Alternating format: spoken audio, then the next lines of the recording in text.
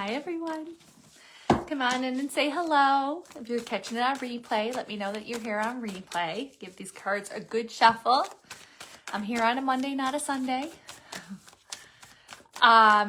This time next week, it's going to be December. Like, what? What? That cannot be real, but it is. This is Sydney, Nova Scotia. I am here for Messages from Spirit event on December 4th. That's next week. What? Hard to believe. Actually cannot believe. Cannot believe that next week is December. These kiddos are excited though. Blows my mind. Blows my mind. Come on in and say hi. Let me know that you're here. If you're catching on replay, let me know that you're here on replay. Like I said, this is the last week of November. Next week, we are into December, the final month of the 2025 calendar year. We are pulling 5 cards. We're going to start with that. Like I said, December 4th, Sydney, Nova Scotia. I am there for a Messages from Spirit in-person event. That's next Thursday. And then December 12th, Windsor, Nova Scotia. And that's wrapping up things for the 2025 calendar.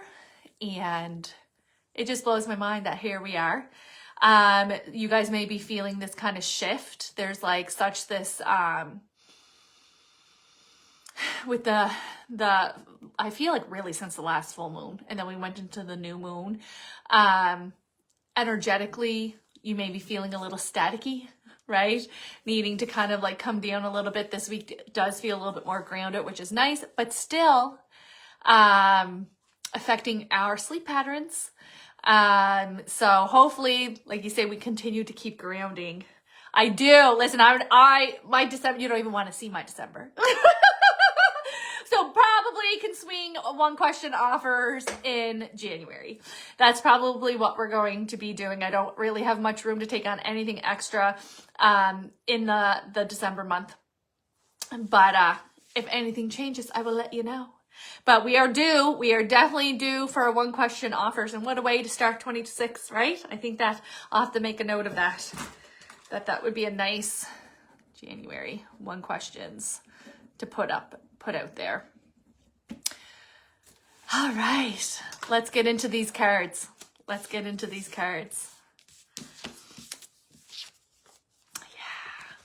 This one, new beginnings, new earthbound beginnings, right? So this is a wonderful time for new relationships, new jobs, new mindsets, new lifestyles. You may even find yourself with that natural purge that comes with like prep for the holidays and everything. Like all of a sudden we're wanting to like revamp the energy. You wouldn't believe how many times over the last week I'm like, I gotta change the energy out in here, right? Like it just felt like it was stale. And I think that has a lot to do with the energy that we're in, and just kind of this out with this kind of wrapping up of 2025, getting into this new energy that's pulling us into 2026 that is just going to be beautiful and abundant and prosperous and all the things that we have been praying for.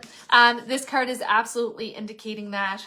And, I know I'm not alone with the amount of signs and symbols. The amount of angel numbers are literally mind-blowing. Like I say, I am a working medium. Me as a person, I'm just like you. I'm like, give me my dime, give me my feather, even though I do this for work and I can do it at ease for others, my own loved ones, my own team. I'm just like everybody else, right? But let me tell you, the ringing in the ear, the angel numbers, the orbs in my pictures, the synchronicities. It's been, like I said to my divine, I'm like, you're just showing off now. Like you're just showing off. It has been like constant. So absolutely love that. And I know that it's because we're in this new season and that prosperity is coming and good things are coming. And it's like reassurance. It's right. It's like a reward. And literally like everybody that I'm talking to, like, oh my God, these angel numbers, they're everywhere. So that is just such a good sign and symbol, right? From our divine team saying like, hang in there, keep going, it's working, it's happening, it's all coming forward. And that's exactly what this card is indicating, right? New beginnings, windfall of abundance, wise counsel, good fortune, an exciting career opportunity, a lucrative contract, a significant purchase of a home or vehicle. What I love so much, because I just heard I'm unstuck now. So this standstill energy that we've been in for so long, right? And this like, we're just like those little engines that could, right? Like we just keep going, this is it. Like just we just got to get over this hump, and then it's like a steep hill. But this is exactly that, and indicating that. And what I love is as we are wrapping up November, preparing for our last month of 2025, there's going to be a lot of full circle moments, a lot of loose ends being tied up, a lot of completions, and welcoming in the new beginning. So, 2026 is going to be very abundant for many. It's starting now. So I absolutely love this card coming in. It's perfectly on time. And this is why your divine team is bringing in so much reassurance, so many signs and symbols, angel numbers, synchronicities, dimes, feathers, the whole shebang. Okay, we love that. We do have the balance card coming in. Now, this is interesting because I feel like there's such a push and pull within you, in the sense that you're wanting to get things done. You're wanting to hit the ground running. You want to go and do all the things and be ahead of schedule and be prepared. And I don't think your body is letting you. I think that you may even be a little bit under the weather. Those germs are germing this time of year. You may find yourself a little bit lethargic. Again, this could be if you're having some of that broken sleep. But there's almost this feeling of like, maintaining our energy moving forward. Yes, we're excited. Yes, we have a lot on our mind, but you also have time to prepare and to make plans and to be, a balanced efficiency moving forward. And so I think that this is the main thing, because it's almost like this habitual want to run, and then burn out. We're wanting to kind of proceed more efficiently, right? And that's kind of really how they're showing this, is take a step back and go, okay, one, is what I'm doing working? Right? Is what I'm doing working? Is this efficient for me? Is my efforts, hitting the target of what we want? If the answer is no, okay, well, how can I make this more efficient? Also, when we're kind of our minds going and piling things on, and I got to do this and I got to do this, and go, what do I actually have to do? Right? What do I actually have to do? And having kind of like the successful compromise, or kind of go, okay, you know what? I'm going to learn from my past mistakes, or I'm going to try something new with this. And this to me feels like how you function on a day-to-day basis. That's what this message feels like to me. So how do you use your time efficiently? What changes can you make to be more intentional with your energy, so that you're not overgiving for very little, or you're not running in circles and getting nowheres and depleting yourself? Be very honest with yourself, because we tend to really misuse our time and our energy, because our brain loves the stress and it loves the dopamine that it gets, and the feelings of importance that it gets when, but the truth of the matter is that you are important. Maintaining your energy is important. You don't have to be, pounded into the ground to deserve to enjoy your time, right?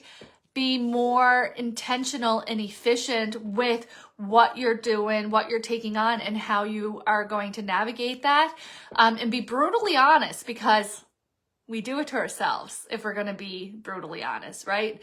Almost always the people who are spinning in circles are doing it to themselves. And so how can we break that habit? Because that's all that it is. So that you're moving forward more efficiently. And it's not so many highs and lows, right? High function burnout, or high productivity is what I should say.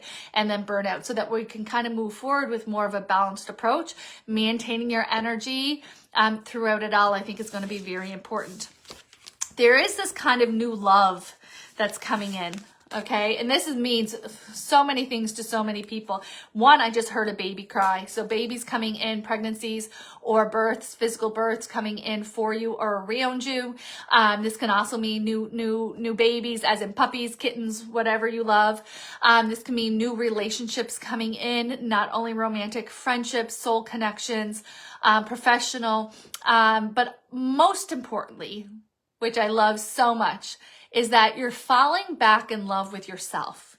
You're falling back in love with life. It is so hard to love life and to love yourself when you're just getting walloped every time you turn around, which has really been the last 3 years, right? And so what I love is like we are falling in love with life again. We are having time to be able to feel joy and to go out and do things that you love, and to maybe hit that, like maybe you've been wanting to learn how to needlepoint for some time, right? And I think that it's just so important now that we have this capacity for it.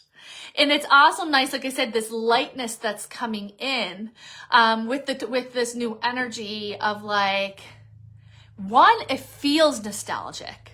Right? And so it kind of feels like, 2019, 2018, but this version of ourselves are so much more stronger than we were then. And so there's this nostalgic feeling that we had pre-pandemic of life, and maybe some optimism coming forward. Except for now that we are kind of re-entering this different energy, we are so strong. And we're so much more confident, and we're so much more aligned with our true self, that we're now going through this next season, not criticizing ourselves, not belittling ourselves, not comparing ourselves to others. That's what this last 5 years have taught us, right? And so it's really beautiful to be like, I'm happy to be here. I'm going to go do what I do. I'm going to wear what I'm going to wear. I'm going to look the way that I want to look. I'm going to go and prioritize the things that I want to prioritize. Where if you look 6 years ago, you may not have felt like you could, right? Because we love to put ourselves last. That's one of the major transitions that we went through. So it's just so nice to be, waking up into a life that we're happy to be in, right? There is still a lot of planning ahead. And what's interesting is, and I know that this is excitement, this is because we are in love and we're happy and we're more joyful and that optimism is coming back into our lives. Don't get too ahead of yourselves, right? Like, let's just soak it up. What's going to come in is coming in. It's coming in the time that it's going to, if the last, 3 years specifically hasn't taught us anything else, but that divine time ain't our time, right? It's not our timeline. And so there is this kind of like, yes, this is coming in. Some people are going to get it early. Some people are going to get it in the middle. Some people are going to get it towards the end, but you're going to get it, right? And so kind of trusting and plan ahead, but don't get too ahead. In the sense of, yes, it's nice to look forward. It's nice to say this is something that I want to work towards, but also be present, I think, is the biggest thing.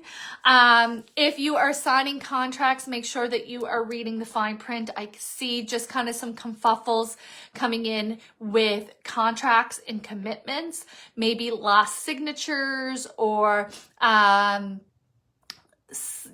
things being submitted that we thought were submitted and got lost in the tech world somewheres. Follow up, be mindful around that. I think is going to save a headache in the long run as well. There is this feeling of, okay, so there does seem to be, so we already talked about how this energy is shifting and how we are inching forward and how there's almost this feeling of like, a little bit of fighting against ourselves so that we are moving forward with a more balanced approach, and we're not just going to start getting ourselves spiraling and having ourselves burnt out. Decembers can do that.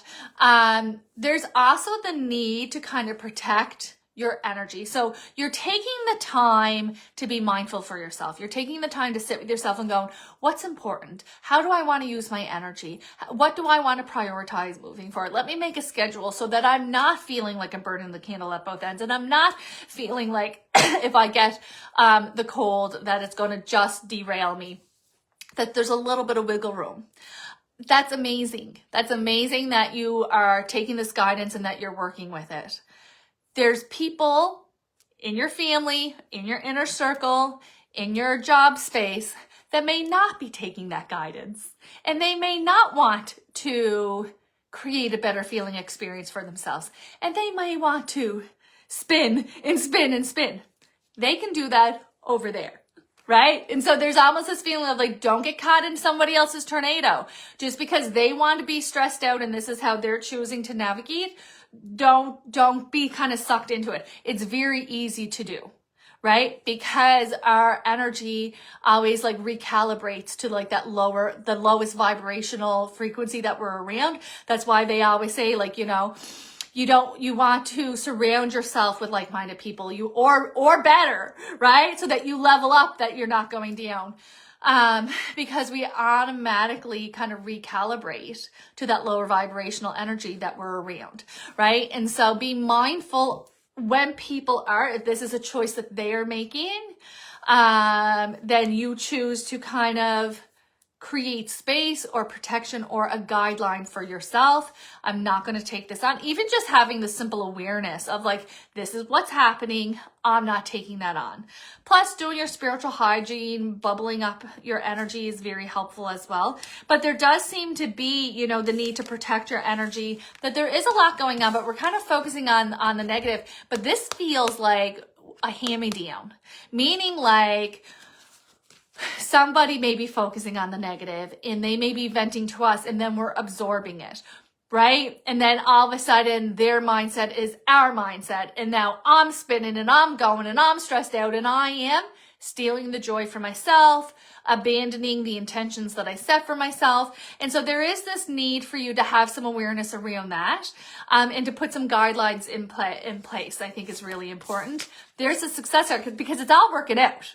You know what I mean? So like, this is unnecessary. Focusing on the negative, unnecessary, right? And so just kind of keeping this in mind so that you are, again, maintaining your energy. I think that this is what we're going to see repeated throughout the end of 2025, but more frequently brought up in 2026, where how many times this year have I said, you want to be more intentional?